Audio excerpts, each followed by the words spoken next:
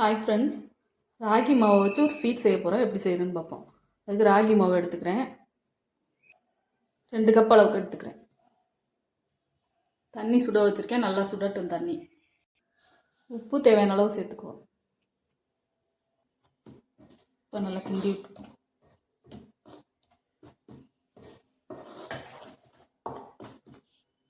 தண்ணி நல்லா சுட்டுருச்சு. அதை கொஞ்சம் கொஞ்சமாக சேர்த்து கிண்டுவோம்.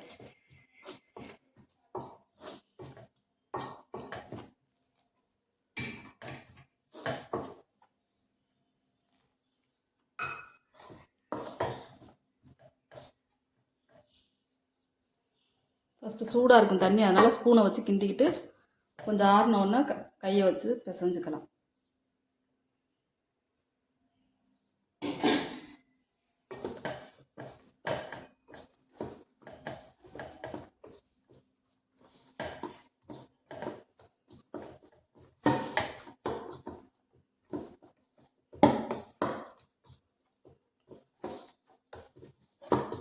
நல்லா சப்பாத்தி மாவு பதத்துக்கு பிசைஞ்சுக்கணும்.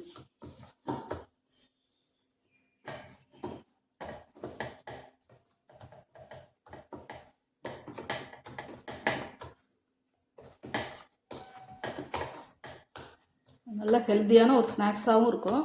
குழந்தைங்களுக்கு நல்லா செஞ்சு கொடுக்கலாம். அது இந்தளவுக்கு சாஃப்டாக இருக்கும். பிசைஞ்சு இப்போ மூடி வச்சுருவோம்.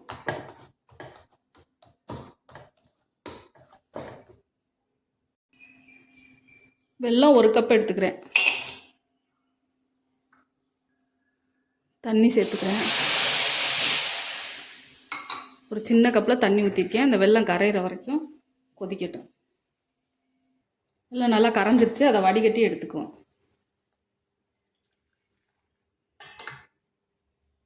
மண் ஏதாவது இருந்துச்சுன்னா வடிகட்டிக்கணும். எனக்கு நான் இந்த அளவுக்கு இனிப்பு போதும், அதனால் 1 கப் போட்டிருக்கேன். உங்களுக்கு கூட குறைய வேணும்னா சேர்த்துக்கோங்க. வெல்லத்தை வடிகட்டி எடுத்துக்கிட்டேன். அதில் 1 கப் தேங்காய் துருவல் சேர்த்துக்கிறேன். கிண்டி விட்டுருவோம்.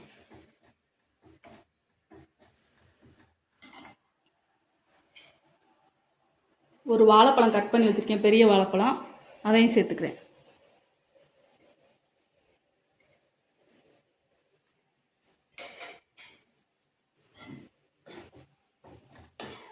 நல்லா கிண்டி விடுவோம்.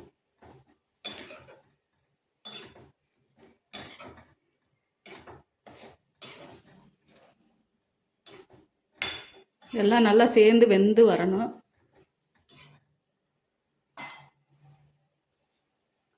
நட்ஸ் பொடியாக கட் பண்ணி வச்சுருக்கேன். பாதாம், முந்திரி, உங்கள்கிட்ட என்ன நட்ஸ் இருக்கோ அதை பொடியாக கட் பண்ணி இதோடு சேர்த்துக்கோங்க.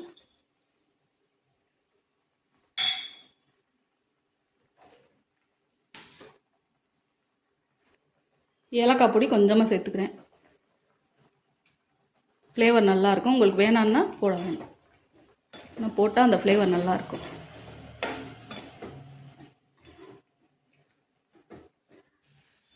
இந்தளவுக்கு கெட்டியானோன்னா அடுப்பை ஆஃப் பண்ணிடுவோம். இட்லி சட்டில் தண்ணி ஊற்றி வச்சுருக்கேன். கொதிக்கட்டும். அதுக்குள்ளே ரெடி பண்ணிக்குவோம். இந்த பிசைஞ்சு வச்சுருக்க மாவில் எண்ணெய் கொஞ்சம் சேர்த்துக்குவோம். 1 ஸ்பூன் அளவுக்கு எண்ணெய் சேர்த்துக்குவோம்.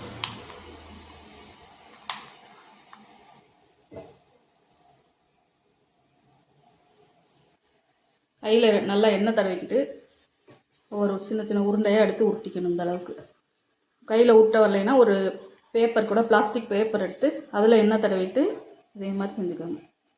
எண்ணெய் தடவுறதுனால வெடிப்புலாம் வராது. எண்ணெய் ஊற்றி பிசைஞ்சதுனால இந்த மாதிரி செஞ்சுக்கணும்.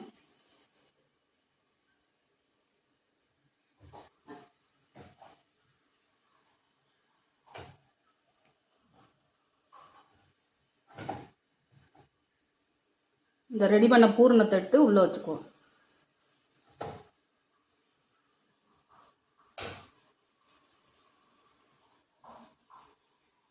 மாதிரி வச்சு மேலே நல்லா மூடி விட்டுக்குவோம்.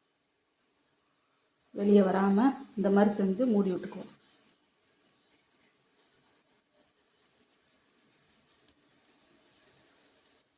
நல்லா உருட்டி பூர்ணம் வெளியில் தெரியாமல் இந்த மாதிரி எல்லாத்தையும் உருட்டி எடுத்துக்குவோம்.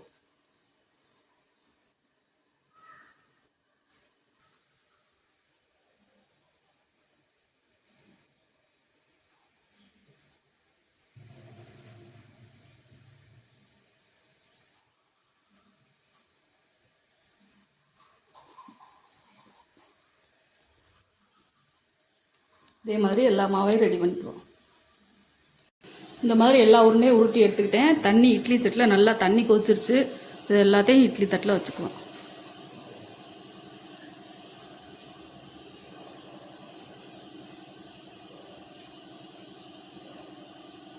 மூடி வச்சுருவோம், நல்லா வேகட்டும்.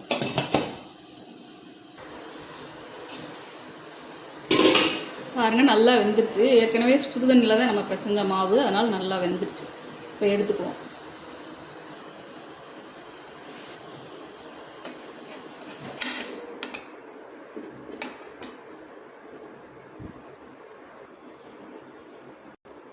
நல்லா ஹெல்த்தியான ஒரு ஸ்வீட் ரெடி ஆயிடுச்சு. இதே மாதிரி நீங்களும் செஞ்சு கொடுங்க, குழந்தைங்கள்லாம் விரும்பி சாப்பிடுவாங்க. இந்த டேஸ்ட்டும் நல்லாயிருக்கும். நல்லா ராகி மாவு, அதனால் நல்லது உடம்புக்கும். இதே மாதிரி நீங்கள் செஞ்சு பாருங்கள். இந்த வீடியோ பிடிச்சா லைக் பண்ணுங்கள், ஷேர் பண்ணுங்கள், சப்ஸ்கிரைப் பண்ணுங்கள்.